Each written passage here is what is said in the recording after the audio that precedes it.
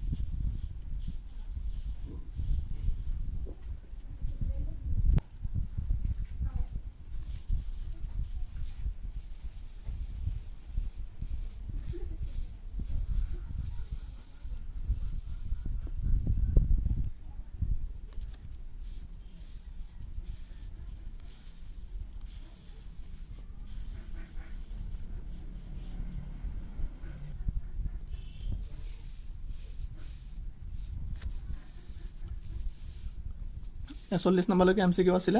তাৰপিছতকেইটা 1 মাৰ্কৰ 5টা কুৱেশ্যন দিছে 41 নম্বৰত। তাৰপিছত 2 নম্বৰৰ তোমালোকৰ ইয়াতে 15টা কুৱেশ্যন দিছে। কুৱেশ্যনটো অলপ টাফ আহিছিলে। তো এইখিনি আছিলে কুৱেশ্যন। মই কেইটামান MCQ পোৱা নাই, মানে এইকেইটা চাব লাগিব পিছে। তো তোমালোকে যদি পাৰা তেতিয়া কমেণ্টত জনাবা শুদ্ধ আনচাৰবোৰ। Thank U.